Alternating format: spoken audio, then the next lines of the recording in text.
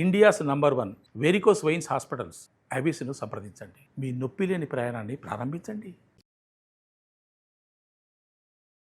Hi viewers, India's largest digital media network Suman టీవీకి స్వాగతం. ప్రస్తుతం మనతో ఉన్నారని motivational speaker and language trainer Vijaya Bangaru. అమ్మ నమస్తే అమ్మ.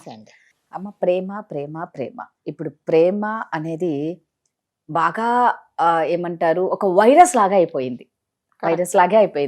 అసలు విచిత్రం ఏంటంటే ఏజ్తో అసలు సంబంధమే లేదమ్మా. లేదండి. వాళ్ళు స్కూల్ పిల్లల స్కూల్ టీచర్ని చేస్తున్నారా, లేకపోతే ముస్లాంని చేస్తున్నారా, ఈ పిల్లవాడు మా అమ్మమ్మ తాతయ్య మన వాళ్ళ వయసు ఉన్న వాళ్ళు కూడా ప్రేమలు పెళ్లిళ్ళు పిచ్చిలేస్తుంది. ప్రేమలే, పెళ్లి లేవు. పెళ్లి చాలా లాస్ట్ ఆప్షన్ అది. అంటే ఇది వరకు ఏమిటంటే ఫస్ట్ పెళ్లి, తర్వాత మిగతావి. ఇప్పుడు ఏమిటంటే అన్ని అయిపోయిన తర్వాత పెళ్లి 2 అక్షరాలే కదా, తర్వాత చూసుకుందాం అనేసి. ప్రేమ కూడా 2 అక్షరాలే, కానీ ఫస్ట్ అక్షరాలకు అట్రాక్షన్ ఎక్కువ. అంటే అప్పుడు జరగాల్సిన కార్యక్రమాలన్నీ ఇప్పుడు జరిగిపోతున్నాయి కాబట్టి అయిపోయిన తర్వాత ఎవరైతే నేను బాధ్యతగా ఉంటానో, ఒక ఫ్యామిలీని నడిపిస్తాను అన్న వాళ్ళు మాత్రమే పెళ్లి వరకు వెళ్తున్నారు.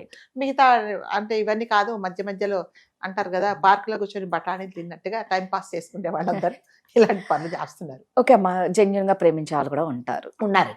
జెన్యున్ గా ఇప్పటికీ అందరినీ మనం కూడా పెట్టలేము. ఉన్నారండి. సో జెన్యున్ గా ప్రేమించే వాళ్ళు పెళ్లి చేసుకోవాలి అని అనుకున్నప్పుడు అది జెన్యున్ లవ్, ఏ లవ్ అయినా సరే, ప్రేమ పెళ్లి.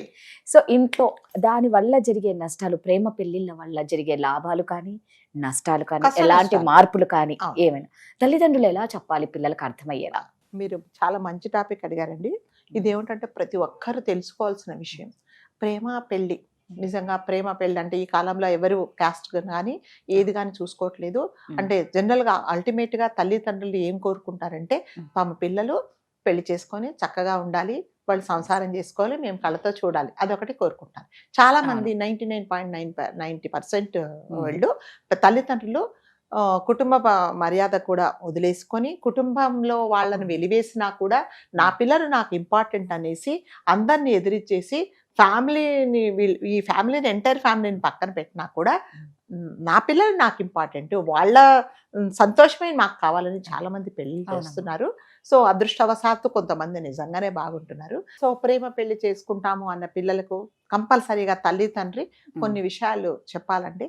అంటే ఇప్పుడు నువ్వు పుట్టి పెరిగిన వాతావరణం వేరే, మన ఇంటి వాతావరణం వేరే, మన ఇంటి పరిస్థితులు వేరే. నువ్వు ఒక ఇంటికి అంటే అక్కడికి వెళ్ళి అక్కడే ఉండాల్సిన పరిస్థితులలో పెళ్ళి అంటేనే అంతే, నువ్వు అక్కడే ఉండాలి.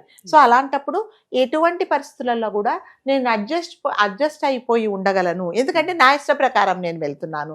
ఇందులో మధ్యలో ఎవ్వరూ వచ్చి తలదూర్చి నీకు సలహాలు చెప్పరు. నీ నిర్ణయం, నువ్వు పెళ్లి చేసుకుంటాననే నిర్ణయం ఎంత స్ట్రాంగ్గా తీసుకున్నావో, అక్కడ ఎటువంటి పరిస్థితులు ఉన్నా కూడా నేను ధైర్యంగా ఎదుర్కోగలను అనేది కంపల్సరీగా తల్లి కానీ తండ్రి, ముఖ్యంగా తల్లి చెప్పాలి. ఎటువంటి పరిస్థితులు అయినా కూడా ఎదుర్కోవాలి. కాకపోతే అంటే నీకు ఎటువంటి కష్టం వచ్చినా నేనున్నాను, తల్లిదండ్రులుగా మిమ్మల్ని మేము సపోర్ట్ చేస్తాము, కానీ నీ కష్టాలు, నీ నష్టాలు, అంటే సుఖాలు ఏదైనా సరే నువ్వే ఫస్ట్, నువ్వే అన్నిటికీ నువ్వు రెడీ అయ్యే ఉండాలి. ఇప్పుడు ఇక్కడ ఏంటంటే, ఇప్పుడు నా ఇంట్లో ఉన్నావు, నువ్వుకేంటంటే నువ్వు 7ంటికి లేచినా నేను నీ కాఫీ తీసుకొచ్చి పెడతాను, కానీ అక్కడికి వెళ్ళిన తర్వాత నీకు కొన్ని బాధ్యతలు ఉంటాయి. ఆ బాధ్యతలను నేను కంపల్సరీగా నేను తప్పకుండా నేను నెరవేర్చగలను అన్నప్పుడు మాత్రమే.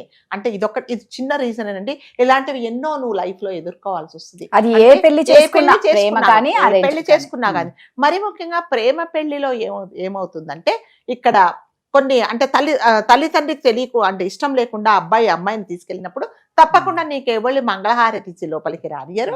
కొన్ని చిత్కారాలు ఉంటాయి, కొన్ని మాటలు ఉంటాయి. వీటన్నిటికీ కూడా నువ్వు మెంటల్గా ప్రిపేర్ అయ్యి ఎటువంటి పరిస్థితుల్లో నీ ఇష్టం ఏంటి, అబ్బాయి మీద ఇష్టంతో నేను ఆ ఇంటికి వెళ్ళాను కాబట్టి అక్కడ నీకు అనుకూలమైన పరిస్థితులు లేకున్నా కూడా దాన్ని పాజిటివ్గా తీసుకొని అత్తగారిని కానీ ఇంట్లో వాళ్ళని కానీ ప్లీజింగ్ చేసేలాగా నువ్వు ఉండాలి. అప్పుడే నీ సంసారం బాగుంటుంది. చీటికి మాటికి నువ్వు పోట్లాడేసి ప్రతిదానికి నువ్వు పాయింట్అవుట్ చేస్తే నీకు ఇక్కడ ఏంటంటే తల్లిదండ్రి సపోర్ట్ మాత్రమే ఉంటుంది, నీ ఎంటైర్ ఫ్యామిలీ కానీ నీ బంధుమిత్రుల సపోర్ట్ కానీ ఉండదు.